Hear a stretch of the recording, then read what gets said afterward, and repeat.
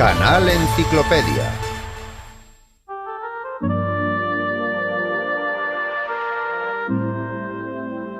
Era callado y juicioso, y consideraba que la felicidad está del lado de aquel que esté satisfecho. Mucha gente le conoce como el gran filósofo, pero este científico griego también realizó descubrimientos fundamentales en biología, ética, estilística, meteorología y estética. Era un hombre sabio. Aristóteles confiaba en la virtud de la mente humana, ya que estaba inspirada en una realidad cognitiva, la cual existe de una forma independiente a los deseos y opiniones humanas. Aristóteles nació en Estágira, una península al norte de Grecia, en el año 384 a.C. Su padre, Ninómacos, oficiaba como médico del padre de Filipo de Macedonia, el rey Amintas III. Tenía la reputación de ser un médico muy fidedigno. Le dio a su único hijo una inmejorable educación.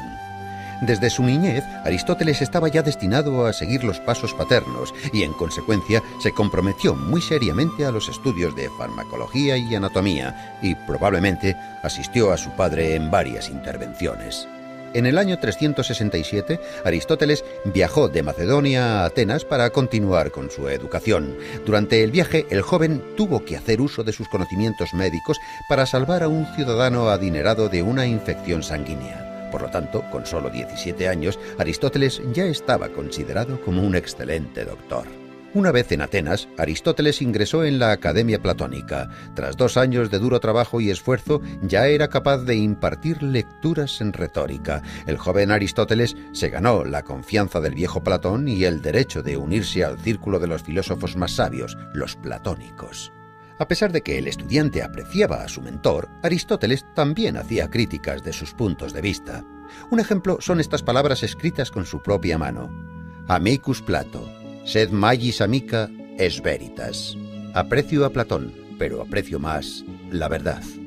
Tras 20 años de impartir clases en la Academia de Platón, Aristóteles creó escritos sobre lógica, física, retórica y escribió tratados sobre la vida y el alma. En el año 347, cuando muere Platón, Aristóteles se traslada a Tárnea, en Asia Menor, pues allí se encontraba otro pupilo de Platón, Hermias. Una vez allí, el filósofo le ofrece su amistad desinteresada y su ayuda como consejero político.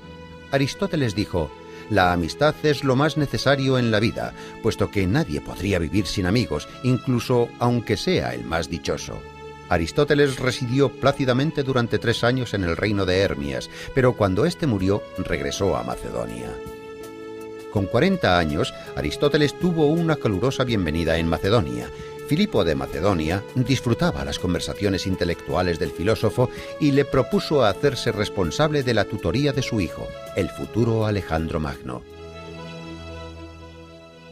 Durante los próximos 8 años, Aristóteles fue el profesor del que sería el futuro conquistador Alejandro Magno. Ciertos históricos han llegado a observar que, sin las nociones éticas, físicas y lógicas que Aristóteles le inculcó, Alejandro no hubiera desarrollado esa habilidad de estratega militar. En el año 335, cuando el gran Alejandro ascendió al trono y comenzó con sus conquistas, propuso a Aristóteles crear unas crónicas que narrasen todas sus gloriosas victorias. Este se negó. El filósofo prefería las actividades pedagógicas y meditar tranquilamente en el seno de la naturaleza en vez de las campañas militares. Antes de cumplir los 50 años, regresó a Atenas para formar su propia escuela filosófica. La escuela aristotélica estaba cerca del santuario de Apolo Licio, y en su honor la escuela se llamaría Liceo. Para enseñar filosofía, retórica y lógica a sus alumnos, Aristóteles rechazaba los métodos tradicionales y les inculcaba la filosofía a través de discusiones mientras caminaba con ellos por el jardín. A la escuela también se le denominaba con el nombre de perípatos, una especie de galería cubierta donde se discutía y se paseaba. Aparte de la filosofía, en la escuela también se creaban físicos, históricos, astrónomos y geógrafos. Aristóteles les decía a sus pupilos: «Para tener éxito hay que seguir a los que se tiene delante y no esperar a los que se tiene detrás». Junto con algunos de sus alumnos, Aristóteles realizó varios descubrimientos en diferentes ciencias que crearon la base para investigaciones más avanzadas en siglos posteriores. Estaba muy en contacto con la filosofía de la naturaleza y así la clasificó en el mundo inorgánico, las plantas, los animales y los humanos. En política creó la reforma constitucional y el Estado sistemático. Él consideraba que la monarquía, la aristocracia y la democracia moderada eran la mejor opción. En la estética, Aristóteles introdujo el concepto de la catarsis, la clarificación del espíritu humano. Pero en el año 323, tras la muerte de Alejandro Magno, la posición social de Aristóteles se vio en peligro. En Atenas se sostenían las órdenes de los macedonios y, en consecuencia, la ciudad se vio inmersa en una reacción antimacedónica. Cuando Aristóteles tenía 60 años, bajo el conocimiento de que Alejandro había seguido las pautas científicas de Aristóteles, los atenienses exiliaron al sabio fuera de Atenas. El gran filósofo pasó el resto de sus días en la isla de Calcis, en Eubea.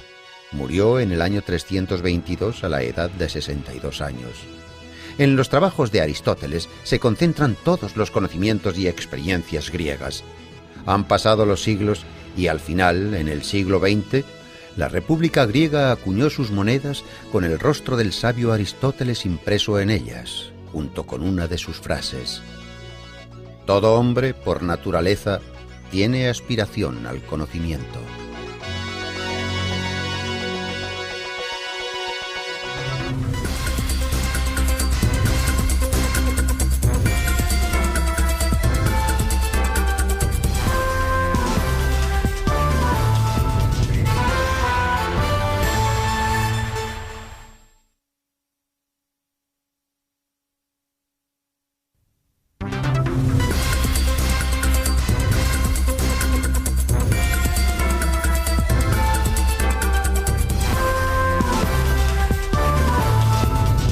Canal Enciclopedia.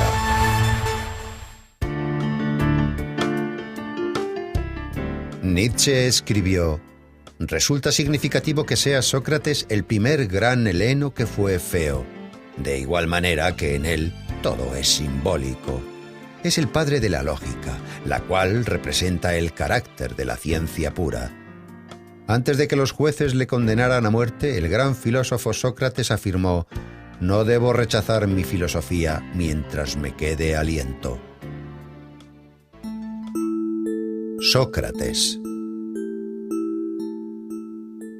El antiguo filósofo griego nació en Atenas en el año 469 a.C., en la familia del cantero Sofronisto y la comadrona Fainarate. Puesto que Sócrates era analfabeto, toda la información que se conserva de él es gracias a los trabajos de sus discípulos Platón y Jenofonte. No existe mucha información sobre los primeros años de su vida, pero se sabe que con 17 años ya llamaba la atención por la gran agudeza de sus razonamientos y su facilidad de palabra. Era de pequeña estatura, vientre prominente, ojos saltones y nariz respingona. Aspirando a concienciar a los ciudadanos sobre la perfección moral, Sócrates realizaba numerosas tertulias, en las plazas y en las calles. A la sombra de un olivo pasaba horas discutiendo sobre la justicia y la virtud.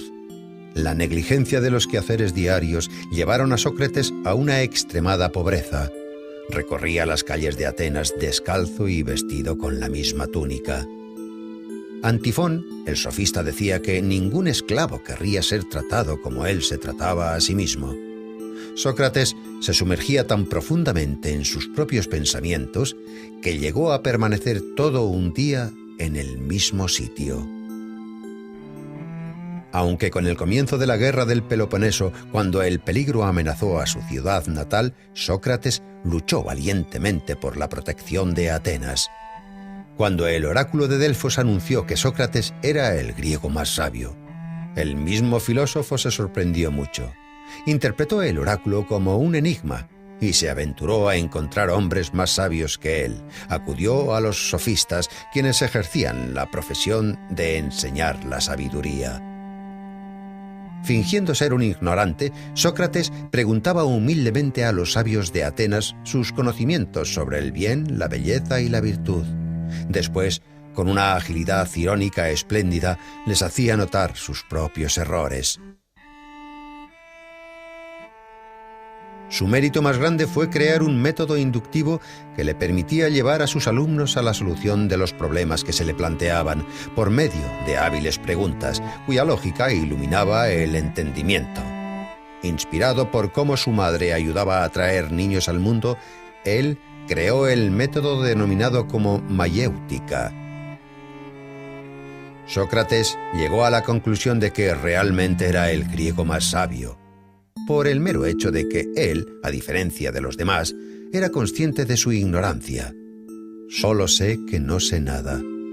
Sócrates pensaba que los dioses le habían encomendado la misión de impedir que los ciudadanos cayeran en la hibernación espiritual, y actuaba como una avispa que incordia a un caballo. De hecho, ese fue el apodo por el que le conocían, la avispa ateniense. Sócrates intentaba comprender y formular principios morales que fuesen uniformes para todo el mundo. Solo hay un bien, es el conocimiento. Solo hay un mal, es la ignorancia, decía Sócrates. Insistía en impartir una educación a los jóvenes en la que no solamente los padres, sino también los poetas y los filósofos deberían comprometerse. Los ciudadanos atenienses se quejaban de que parecía que perdían el control de sus hijos, porque el astuto filósofo les estaba arrebatando el afecto de sus niños. Aristófanes describe esta situación en su comedia Las nubes. Cuando un joven le preguntó a Sócrates si era necesario casarse, Sócrates le contestó: «Haz lo que desees, te arrepentirás de todas formas». El propio Sócrates, a la edad de 40 años, contrajo matrimonio con una joven de 19 años. Ella se llamaba Xantipa. Se la conocía por su escandaloso temperamento. No obstante, Sócrates, con pleno dominio de sí mismo, aguantaba a su insensata esposa con su calmada filosofía. Tras la larga guerra del Peloponeso, Atenas cayó en las manos de Criteas, un tirano espartano y un antiguo discípulo de Sócrates. A pesar de que Sócrates nunca había colaborado con tiranos de ninguna clase, el filósofo fue acusado por no reconocer a los dioses atenienses y por corromper a la juventud. Con 70 años, cuando se presentó ante el tribunal, el viejo filósofo probó a través de construcciones lógicas que no debería ser sometido a juicio, sino ser honrado como el benefactor de la sociedad e instructor espiritual. Los jueces se enfurecieron y fue declarado culpable de todos los cargos y condenado a muerte. Aguardando a la ejecución, Sócrates pasó su último mes de vida en la cárcel hablando de filosofía con sus compañeros, tratando temas como la inmortalidad del alma. Antes de la ejecución, su amigo Crito le había facilitado una salida para escapar de Atenas. Pero Sócrates la rechazó porque creía que había que cumplir las leyes aunque fueran injustas. Cuando llegó el día, Sócrates bebió la cicuta sereno y callado. Sus últimas palabras fueron: «Crito, le debo una gallina a Asclepios». En aquellos tiempos, cuando un paciente se recuperaba, se sacrificaba una gallina a Asclepios, el dios de la medicina. Esas palabras reflejan que la muerte del cuerpo simboliza la recuperación del alma.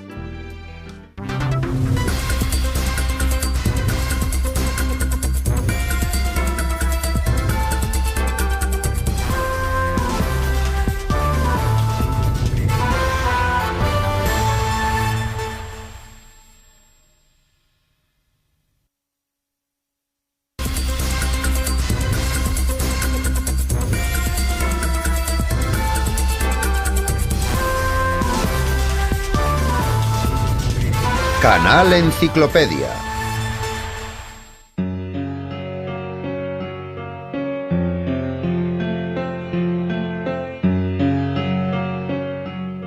Este filósofo se convirtió en leyenda cuando aún vivía. Los rumores le transformaron en un profeta y después en un estafador. A veces le convertían en héroe de anécdotas y otras le tomaban por loco. No creó ninguna doctrina integral, pero toda su vida fue un ejemplo de servir a la filosofía. Diógenes el cínico, natural de Sinope, también era llamado Diógenes el perro. Este filósofo vivió en el siglo IV a.C. Se sabe que su padre era acuñador de moneda y toda su familia provenía de Sinope, territorio de la Turquía actual. Cuando Diógenes aún era joven, fue acusado de adulterar las monedas y enviado al exilio fuera de su ciudad. Diógenes no negó su parte de culpa. Pero ¿cuáles eran las razones por las que un joven de familia adinerada actuaba así? Según la leyenda, la razón por la que falsificaba monedas no era para obtener beneficios, sino por seguir las instrucciones del oráculo de Delfos. El joven Diógenes acudió al oráculo y le realizó la descarada pregunta de ¿qué debo hacer para hacerme famoso? El oráculo respondió: cambiar el valor de la moneda. Diógenes tomó la profecía al pie de la letra. El oráculo se convirtió en la consigna cínica y en metáfora de buena parte del comportamiento del filósofo.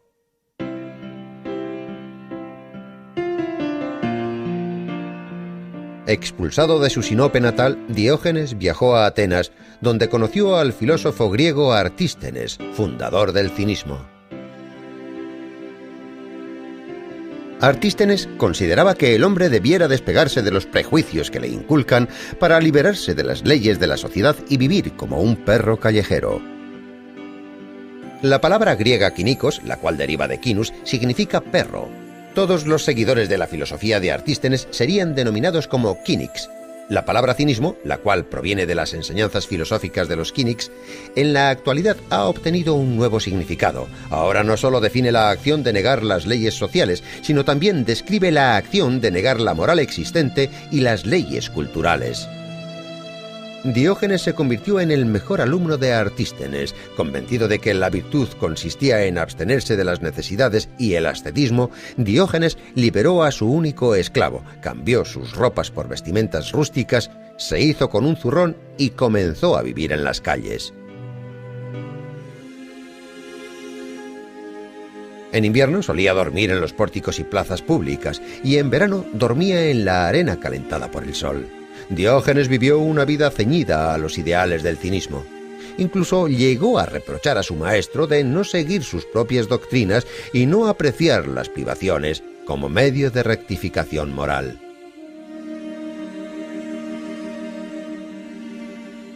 Diógenes dejó de viajar por Grecia. Cuando le preguntaban de dónde venía, él siempre contestaba: «Yo soy cosmopolita, soy un ciudadano del mundo».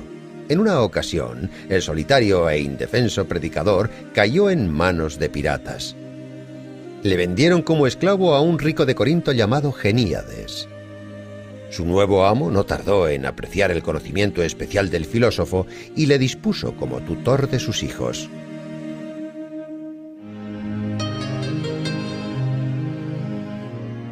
A pesar de todas las penurias que tuvo que vivir, Diógenes siempre fue fiel a su filosofía cínica. Continuó como esclavo hasta el día de su muerte, pero ya que apreciaba su libertad interior, eso nunca le hizo infeliz. Diógenes llegó al extremo de su ascetismo. En una ocasión, tras ver a un niño beber del cuenco de sus manos, destruyó el cuenco de madera que era su única posesión, además de su capa, su zurrón y su báculo. El filósofo pensaba que el hombre no necesitaba nada personal porque todo lo necesario se daba en el nacimiento.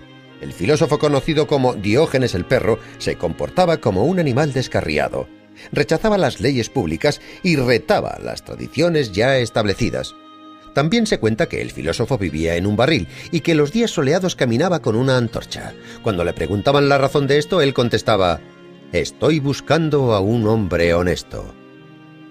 La gente siempre le decía: «Diógenes, ya eres demasiado mayor. Es el momento de que te calmes». Pero el filósofo contestaba: «Ya casi he terminado. Ahora es el momento de correr, no de pararse».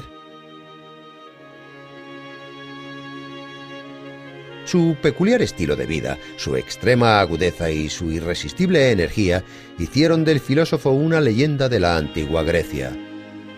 De las muchas anécdotas de Diógenes, hay una que cuenta que Alejandro Magno en persona acudió a ver al filósofo.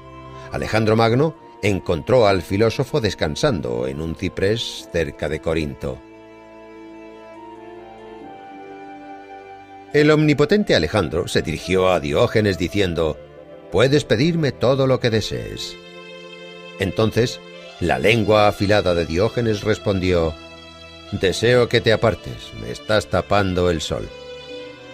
Las crónicas históricas afirman que el filósofo vivió hasta una avanzada edad. La profecía del oráculo de Delfos se cumplió. La vida del filósofo desafió las bases de la sociedad y cuestionar las morales públicas le convirtió en toda una leyenda. El filósofo cínico de Sinope se convirtió en el símbolo de la libertad y la felicidad. Incluso el omnipotente Alejandro Magno, estando al filo de la muerte, dijo: «Si no fuera Alejandro, hubiera querido ser Diógenes».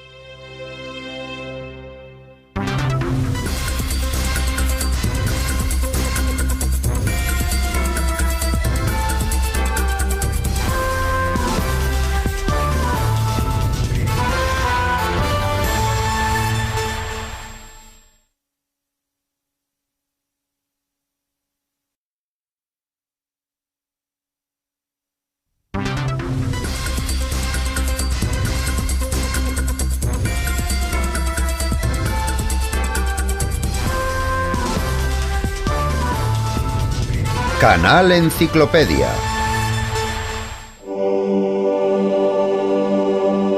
La escuela fundada por este antiguo filósofo se convirtió en un prototipo de la educación superior moderna. Los contemporáneos le denominaban el Maestro Divino. En sus obras se habla de una sociedad ideal y una inmortalidad del alma. El antiguo pensador griego Platón decía que el tiempo es una constancia similar a la eternidad. Nació en el año 427 a.C. en una familia aristocrática ateniense. Por descendencia paterna, Platón pertenecía a los zares de Ática. Por parte materna, el sabio descendía del conocido legislador ateniense Solón. Su nombre de nacimiento fue Aristócles. El joven Aristócles era de constitución fuerte y de hombros anchos. Por ello, le apodaron Platón, el de los hombros anchos. Su apodo se conocería a lo largo de la historia. Platón obtuvo una educación aristocrática en su juventud. Escribió versos y tragedias, estudió las obras de filósofos de épocas pasadas y además componía música y también dibujaba. Era un excelente gimnasta, dominaba la equitación, luchaba en combates individuales e incluso ganó numerosas competiciones por ello. Pero a pesar de su versátil educación, el joven era extremadamente tímido y prefería los empleos solitarios antes que dialogar con sus contemporáneos. A los 20 años, el joven Platón ya era considerado como uno de los ciudadanos más prometedores de Atenas. Poseía una brillante carrera política por delante, pero su destino le reservaba algo diferente. En el año 407 a.C., el joven aristócrata conoce a Sócrates, el filósofo que rondaba las calles atenienses. Vestía ropas viejas y harapientas, caminaba descalzo y siempre estaba rodeado de pupilos y de oyentes atónitos ante sus palabras. Sócrates ofrecía discursos interminables sobre la idea del bien y a nuestros ojos podría parecer un loco que desvariaba. Pero Sócrates revolucionó la mente del joven Platón. Influenciado por las teorías del viejo filósofo, el joven, al que le esperaba una brillante carrera política, perdió todo su interés respecto a los ideales públicos y políticos. Platón comprendió entonces que una sociedad basada en tales ideales estaba condenada a la destrucción y para rescatarla había que buscar una manera nueva de hacer las cosas. En el año 399, la trágica muerte de Sócrates obligó a Platón a dejar Atenas. Pasó 12 años de su vida viajando por Grecia y el sur de Italia. Participó en la guerra de Corinto. En Sicilia fue capturado y convertido en esclavo, pero uno de sus amigos le liberó. Entonces decidió volver a su Atenas natal, donde fundó la escuela filosófica a la que bautizó con el nombre de Academia. Esta se convirtió en la escuela más famosa de toda la antigüedad clásica. Permaneció abierta durante cientos de años, hasta que, en el año 529 después de Cristo, el emperador romano Justiniano I cerró sus puertas para siempre. La filosofía de Platón cambió la antigua representación del mundo. Sus teorías sobre los comienzos individuales del mundo y sobre la inmortalidad del alma se convirtieron en un prototipo de la religión cristiana. Platón comparaba el alma humana con una cuadriga, donde caballos blancos y negros tiraban de ella, los comienzos nobles y malvados del hombre. El ecuestre, que maneja la cuadriga, es la razón. Cuando el ecuestre domina los caballos negros, el comienzo del alma, el alma puede crecer hasta asimilarse a la de los dioses. Uno de los temas centrales en la filosofía de Platón, el cual se expone detalladamente en su obra República, es la estructura ideal de la sociedad y el Estado. Platón confiaba en la realización y en la encarnación de sus ideas. Para esa misma causa, a los 61 años Platón emprendió un viaje a Sicilia. Dionisio I, el tirano de Siracusa, alababa la filosofía de Platón e invitó al filósofo a llevar a cabo las reformas deseadas. Platón esperaba poder transformar Siracusa en un estado ideal, pero al verse envuelto en varios juicios, el filósofo tuvo que dejar la ciudad. No obstante, la decepción de Platón no fue extrema. 5 años más tarde regresó a Sicilia e intentó realizar su tan ansiada transformación de nuevo. Tampoco tuvo éxito esta vez. Tras este fracaso, Platón no volvió a abandonar su Atenas natal. Dedicó su vida a la academia. El filósofo murió en el año 347 a.C., dejando tras de sí una amplia herencia de escritos. Obras de Platón fueron transformadas en diálogos. A pesar de los años, estas obras siguen despertando el interés de las mentes científicas. La leyenda griega más conocida, escrita por Platón, fue el mito de Atlantis, una isla fértil, poblada y con una civilización avanzada. Como consecuencia de un cataclismo desconocido, probablemente un terremoto, Atlantis se sumergió en las aguas. Este pequeño episodio, escrito en el diálogo de Platón Crito, ha suscitado numerosas hipótesis. Los científicos discuten sobre el lugar, la época y, en general, sobre la posible existencia de la mítica Atlantis. En el año 2004, el Dr. Kunz, de la Universidad Alemana de Wuppertal, llevó a cabo un análisis vía satélite que mostraba fotos de ciénagas saladas cerca de la ciudad española de Cádiz. En las fotos se apreciaban claros remanentes de construcciones antiguas que concordaban con los relatos platónicos. El alemán creyó que Atlantis no era una isla, sino tierras bajas que fueron destruidas a causa de una inundación entre los años 800 y 500 a.C. El antiguo pensador griego, quien dejó una extensa cadena de pupilos y actualizó la filosofía antigua, dijo una vez: «El hombre es una especie de juguete inventado por Dios. Dejadle jugar por tanto a los juegos que más le diviertan, a pesar de que eso contradiga a lo que se cree bueno en nuestros tiempos».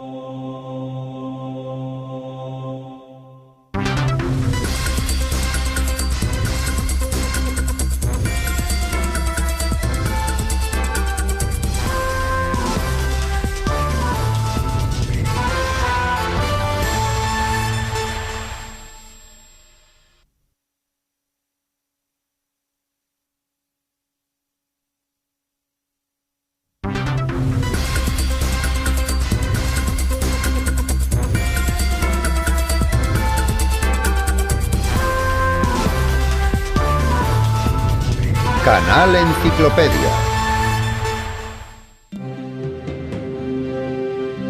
Hoy en día sus tragedias tienen el mismo éxito que en el siglo V a.C., aunque en su época sus obras provocaban el enfado de los espectadores y los competidores poéticos. ¿Cómo se atreve ese insolente poeta a alterar las tradiciones más fundamentales? Puede que esta sea la razón por la cual los historiadores que trabajaron en la biografía del poeta lo hicieran de tal forma que tantos siglos después es complicado diferenciar entre los datos falsos y los verdaderos que rodean la vida del dramaturgo. Una cosa está clara: a pesar de todo el peso de las innumerables críticas, Eurípides está reconocido como uno de los mejores poetas trágicos griegos. Los antiguos historiadores adoraban encontrar vínculos extraordinarios en los acontecimientos históricos. Solían afirmar que Eurípides nació el día de la gran victoria de los griegos sobre los persas en una isla cercana a Salamina. Por ello, el autor estaba destinado a alcanzar la gloria. Existen otras teorías que apuntan que el dramaturgo nació unos años más tarde, en el 484 a.C., y que el hecho de que se convirtiese en uno de los mejores autores de su época fue por méritos propios. Los poetas atenienses y contemporáneos de Eurípides no tenían por costumbre elogiar los poemas de otros. En esa época las críticas se reducían a banales comentarios. En el campo de las batallas literarias, los enemigos de Eurípides le atribuían sangre humilde y defectos físicos y mentales. Cuenta una leyenda que el autor sentía un odio inmenso por las artes y por las mujeres. Pero un siglo más tarde, Aristóteles afirmó que Eurípides era el mejor poeta trágico de todos sus contemporáneos. 5 siglos más tarde, Eurípides fue nombrado el pensador que prefería la soledad de la orilla del mar antes que las concurridas calles de la ciudad. Los visitantes que acuden a Salamina aún pueden contemplar las cuevas donde Eurípides componía sus tragedias.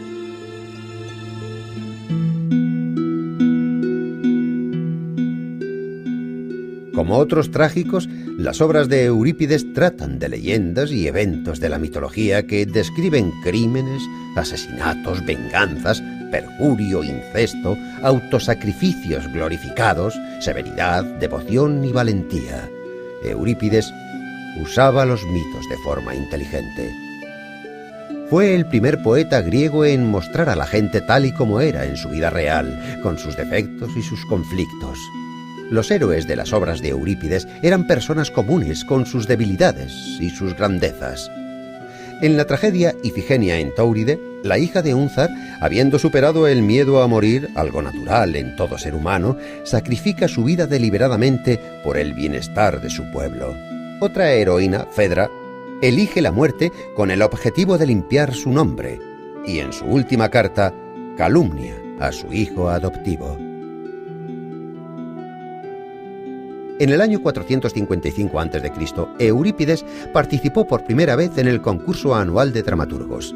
Durante más de medio siglo fue el competidor más duro del conocido Sófocles. Escribió alrededor de 100 tragedias, aunque solo consiguió hacerse con 4 victorias y la quinta se la otorgaron después de su muerte.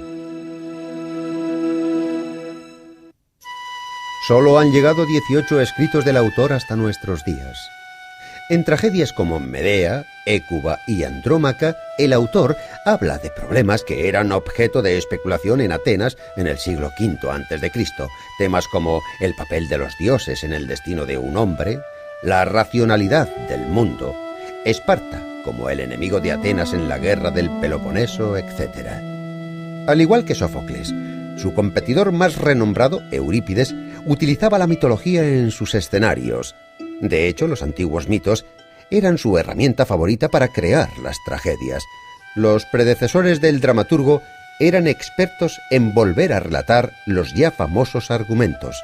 Eurípides fue el primero en desviarse de estas tradiciones y, con perspicacia, intentar sumirse en el mundo interior de los héroes y de sus sentimientos. En la tragedia Alcestis, por ejemplo, Eurípides utiliza la famosa historia mitológica sobre 2 hermanos que deciden vengarse de su madre. Pero al contrario que en el mito, la Alcestis de Eurípides no es la salvadora de su hermano. Lo verdaderamente importante para el dramaturgo era intentar descubrir los sentimientos de esos niños que osaron tener el coraje de pegar a su propia madre. Esta aproximación de Eurípides hacia los mitos desencadenó sentimientos contradictorios. Por una parte, existía una empatía sincera y por otra, una indignación noble. Pero era una blasfemia. Eurípides tuvo la osadía de cambiar una historia que todo el mundo conocía desde su niñez, y los atenienses, como todos los humanos que les vivieron antes y después de ellos, desconfiaban en todo aquello que era nuevo y diferente. Puede que este fuera el motivo por el que Eurípides fuera un incomprendido en su época.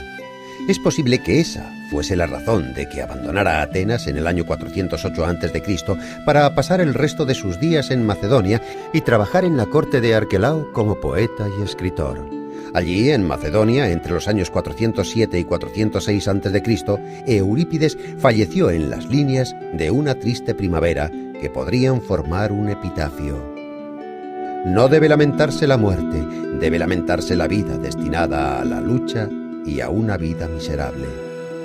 Desde los tiempos antiguos solo nos han llegado unas pocas imágenes del dramaturgo, pero visualmente demuestran que durante toda su vida este hombre melancólico inclinaba su cabeza pensativo agradeciendo los reconocimientos, pero sin comprender los injustos y constantes ataques.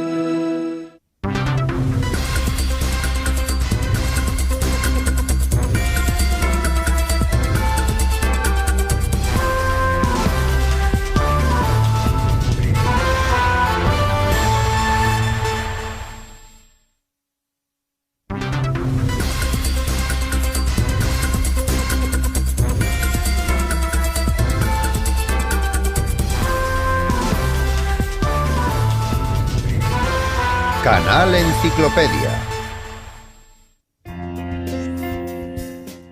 Antes de que se implicase en el estudio de las ciencias, la historia parecía un mito. Su propia vida parece una leyenda.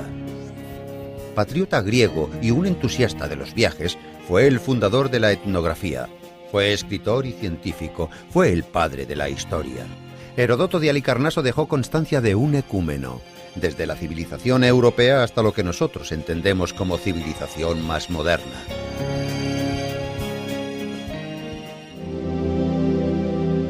Heródoto, el futuro historiador, nació en el año 284 a.C. en el seno de una familia rica y noble en Halicarnaso, una colonia griega situada en Asia Menor. A pesar de que Heródoto era un ciudadano persa, era heleno por parte materna. Le encantaba escuchar las historias de los marineros que buscaban la libertad de la amada ciudad griega Atenas, donde los emperadores Solón y Clístenes llevaban a cabo las reformas democráticas. Pero en su ciudad natal, el tirano Ligdamis luchaba por hacerse con el poder. El joven Heródoto, junto a otros seguidores de la democracia, se rebelaron contra el tirano. La revuelta fue contenida y para salvar su vida, Heródoto tuvo que huir a la isla de Samos, uno de los estados más ricos de Grecia.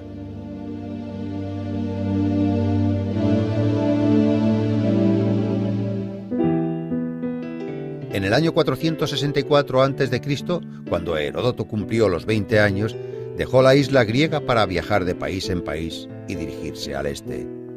Viajó por tierra y mar y visitó lugares como Fenicia, Siria, Macedonia, Delfos y Atenas. Heródoto de Halicarnaso resultó ser un viajero inquisitivo y emprendedor. Investigó cuidadosamente las inscripciones sagradas, los templos, las crónicas, la colección de oráculos y profecías, leyó numerosos trabajos literarios y estudió las costumbres locales.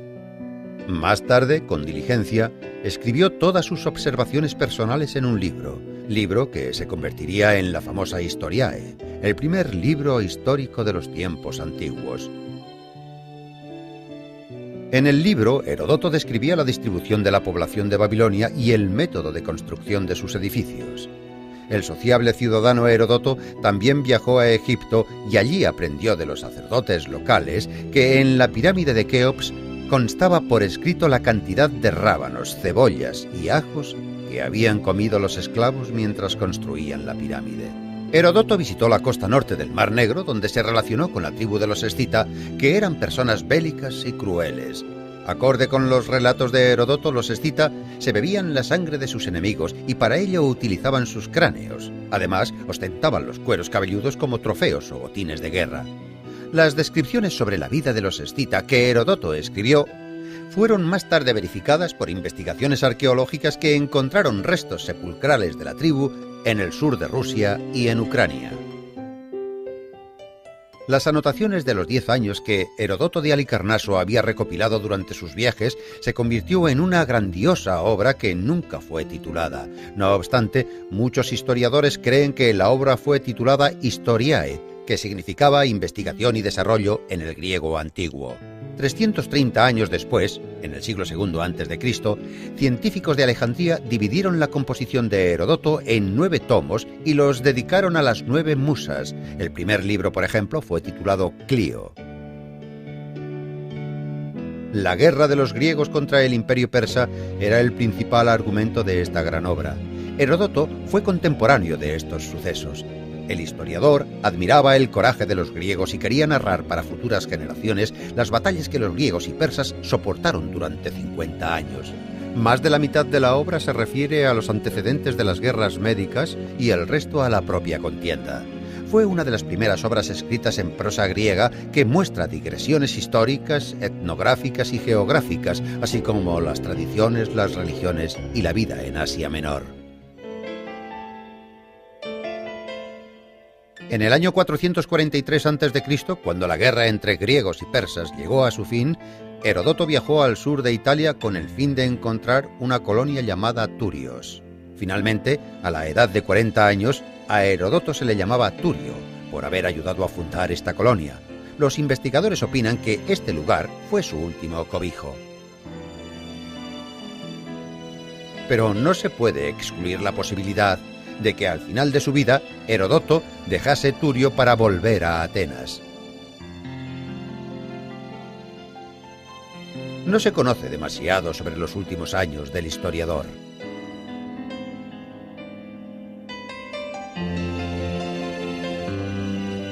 Probablemente participó en alguna reyerta política entre Atenas y Esparta y se dedicó a completar su monumental obra que nunca fue terminada.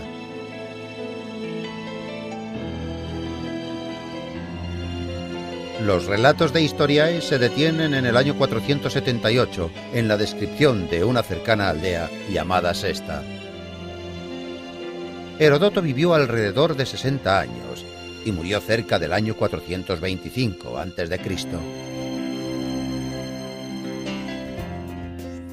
4 siglos más tarde, el orador romano Cicerón hablaba de Heródoto como el padre de la historia. Para los historiadores actuales, el espléndido escrito de Heródoto es una fuente de oro para obtener información sobre la historia de los países antiguos.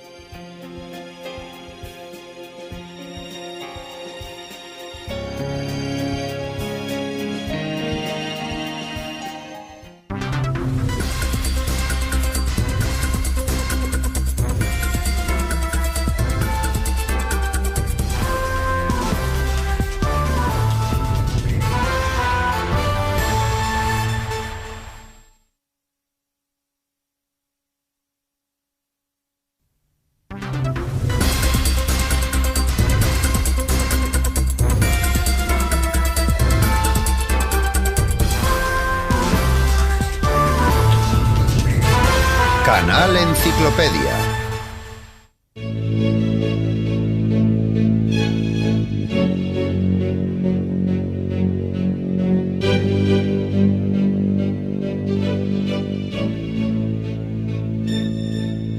Sus contemporáneos escribieron: tuvo una vida larga y feliz. Creó infinidad de tragedias preciosas y murió sin conocer la desgracia. Escribió más de 100 obras, pero solo se conservan 7 de ellas, aunque éstas demuestran que Sófocles fue uno de los mejores poetas trágicos de la antigüedad. Sé osado. Lo que los sueños te traen con la luna, los rayos del sol se lo llevarán. Hijo mío, no hay mejor regalo que la vida. Como ocurre con otros poetas antiguos, no se conoce demasiado sobre Sófocles. Nació en Colono, un pueblo cerca de Atenas. El autor haría conocido su lugar de nacimiento por medio de su tragedia Edipo en Colono. Era hijo de un rico armero llamado Sófilo. Otorgó a su hijo la posibilidad de recibir la llamada educación ateniense, que fomentaba el libre desarrollo del cuerpo y el espíritu. El joven Sófocles se inclinaba por jugar a la pelota y estudiar música. A los 16 años fue elegido director del coro de muchachos que dedicaba himnos a los dioses, para celebrar la victoria contra los persas en la batalla de Salamina. Esta batalla conecta a 3 de los mejores poetas trágicos de la antigua Grecia. Esquilo participó en la batalla de Salamina. Sófocles le glorificó por ello. Y Eurípides nació en esa época. Según ciertos estudios, en el año 480 a.C., Sófocles ya había comenzado a labrar su trayectoria como poeta trágico. Pero no fue hasta 12 años después cuando debutó como poeta trágico en las Dionisias, el concurso teatral que se celebraba anualmente en Atenas, y se hizo con el primer premio derrotando al gran Esquilo. Según la opinión de sus contemporáneos, Sófocles elevó la tragedia a un nivel superior, añadiendo un tercer actor en la escena y dando un mayor juego al diálogo. El escritor Diógenes Laercio expuso la historia de la tragedia griega de la siguiente manera: si uno quiere atribuir a Esquilo todas las innovaciones escénicas, como por ejemplo la luz y el estruendo de los rayos, las máscaras y los cantos, los atuendos ceremoniales de los reyes y las ropas de lana de los profetas, uno debería pensar que quizás Sófocles inventó todo eso. Además, a diferencia de Esquilo, Sófocles se centró, más que en el argumento, en los sentimientos y los sufrimientos de los hombres. Sófocles admiraba la fuerza mental que un hombre es capaz de demostrar. En su famosa obra Antífona, Sófocles comienza el estribillo diciendo: «Hay muchas maravillas en el mundo, pero el hombre es la más maravillosa de todas ellas». Con obras como esta, Sófocles se convirtió en uno de los poetas más conocidos de la antigua Grecia. En el festival en honor a Dionisio ganó el primer premio en más de 20 ocasiones y el segundo más de una docena de veces. Pero nunca se permitió quedar el tercero, que para él sería el último puesto. Escribió más obras que muchos autores, 123 dramas, pero solo 7 han llegado a nuestros días: Áyax, Las Traquinias, Electra, Filoctetes y la trama de la familia del rey Edipo fue quien otorgó la mayor fama a su autor. La trama consta de las tragedias Edipo Rey, Edipo en Colono y Antígona. En la tragedia Edipo Rey se narra la caída de Pericles al mando del Estado ateniense y se interpreta de una forma muy creativa. En la historia, los años de su gobierno se conoce como la época de Pericles, el período donde Atenas era fuerte y próspera. Sófocles era uno de los mejores amigos de Pericles. En el año 440 a.C., ambos fueron elegidos estrategos y participaron en la expedición ateniense contra Samos, acontecimiento que recoge Plutarco en sus Vidas Paralelas. El poeta jugó un papel muy activo en la vida pública de la polis. Incluso cuando Sófocles era ya un hombre muy mayor, fue elegido como uno de los 10 consejeros que, supuestamente, devolverían los años dorados a Atenas. Sobre la vida personal de Sófocles se desconoce la mayoría. Solo se sabe que tuvo 5 hijos. Hay quien piensa que un hijo de Sófocles, llamado Lofón, intentó atribuirle a su padre una enfermedad mental causada por su avanzada edad. El poeta dijo ante el tribunal: «Si estoy loco, no soy Sófocles. Si soy Sófocles, no estoy loco». Y a continuación recitó el comienzo de la tragedia de Edipo en Colono. Con admiración, el jurado se percató de que en efecto se trataba de Sófocles y por lo tanto no podía estar loco. La tragedia de Edipo en Colono fue llevada al escenario por su nieto, también llamado Sófocles. La representación tuvo lugar justo después de que, con 90 años, su abuelo Sófocles falleciera. Sófocles también era conocido por su afán a la religión. Según algunos historiadores, antes de que el templo para Asclepios, dios de la medicina, fuera construido en Atenas, Sófocles adoraba al dios en su propia casa. En su tragedia, un hombre antes de morir conoce a las Parcas. En uno de los fragmentos que se conservan, Sófocles advertía: «El hombre ha de admirar y valorar el júbilo de hoy. Los dioses cubrirán el mañana con mantos grises y oscuros».